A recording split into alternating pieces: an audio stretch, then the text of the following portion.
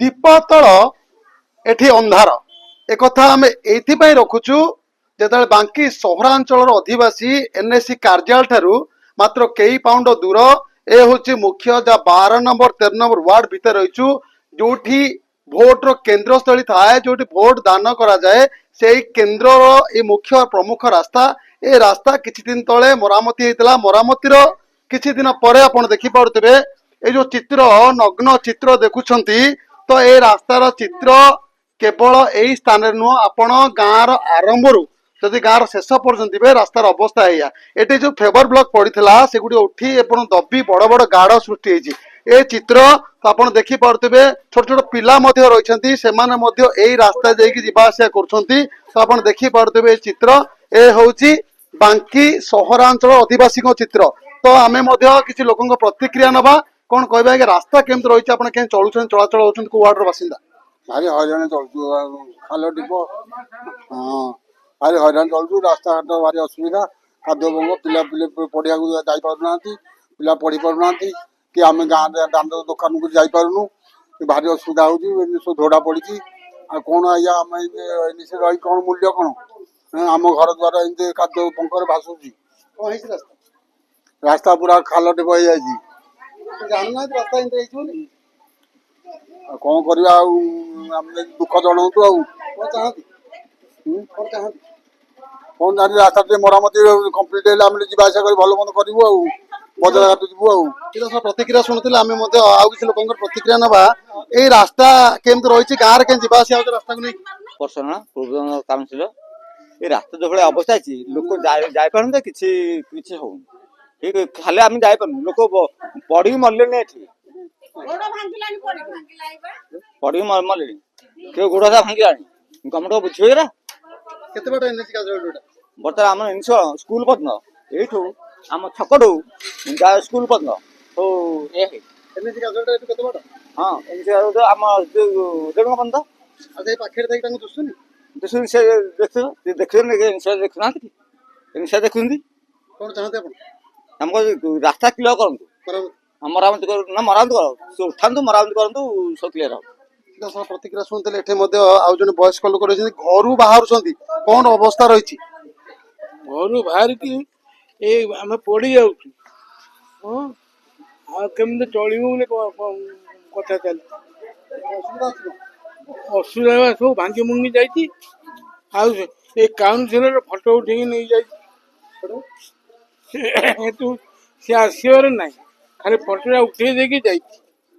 प्रतिक्रिया शुणुले स्थानीय काउनसिलर आसिक गोटे फटो उठे जाइए फटो चित्र भर रही कौन घर केमती बाहर घर माने बाहर से गोड़ खसी जाऊँ पड़ुच दूर ताले छुआ पिला भी चली पारना आ कौन कर असुविधा जाऊँ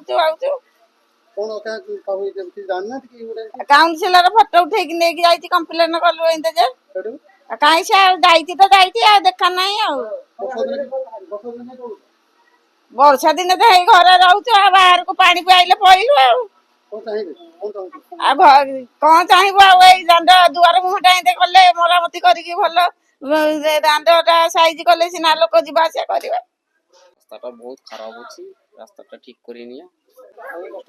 कष्ट तो हो बहुत कष्ट हो खाल हो भांगा हो भल ना रास्ता रास्ता भल कर दियो जीवु काली रात गाड़ी धक्का पिला गोड़ भांगी आम गोड़ भांगी घर को जीवु कहीं जीवु ए देखुना आसिक तमें कहीं चलू गाड़ी मोटर मरे दी पिला आमको मरे दी रास्ता घर को बाट नहीं जावाक प्रतिक्रिया सुंदर देखिए भिजुआल कुनि कुनि पिला रोचंती ए रास्ता घाट ये आम रहीचु कि भाव ये जो भाई रास्तार अवस्था रही रास्ता एत बड़ गाड़ ये साधारण पिला रही चलवा केते कष्टकर होतबो आपण एथि स्पष्ट अनुमान करथबे एटा अनेक लोकन प्रतिक्रिया सुंदर आ जने वयस्क लोक रही ए रास्ता केंद्र रही रास्ता भागे तो पार्लो पड़ू कचरा रखे ठेंगा बाड़ी धरिकी जाऊँ कौन आस्ता आस्ता कर अंधार राति बुढ़ी लोक कि जावा कला पड़ा कथा खंडिया हो गोड़ हाथ जो बुढ़ी मौसी कहते बयस प्राय 100 छुईला तो प्रतिक्रिया शुणुले ये आउ जड़े लोक छिड़ा घर पर रास्ता घर बाहर केते कष्ट होची ଛୋଟ ପିଲା ଛୁଆ ସବୁବେଳେ ହଇରାଣ ହଉଛନ୍ତି ଆଉ ପଢୁଛନ୍ତି କଣ କରିବୁ? କଣ ଚାହାନ୍ତି? ରାସ୍ତା କାମ କରନ୍ତୁ, ପଇସା ଏତେ ଖାଇଛନ୍ତି ରାସ୍ତା କଲେ, ଆଉ ଏମିତି ରାସ୍ତା ପକେଇକି ରଖିଛନ୍ତି କଣ ପାଇଁ?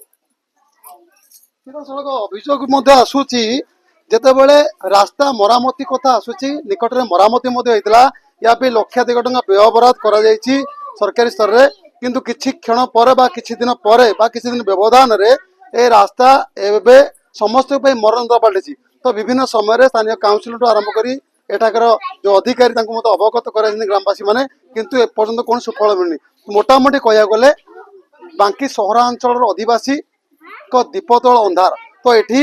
ରାସ୍ତା ମରାମତି ପାଇଁ ଦାବି ଜୋର ଧରିଲା।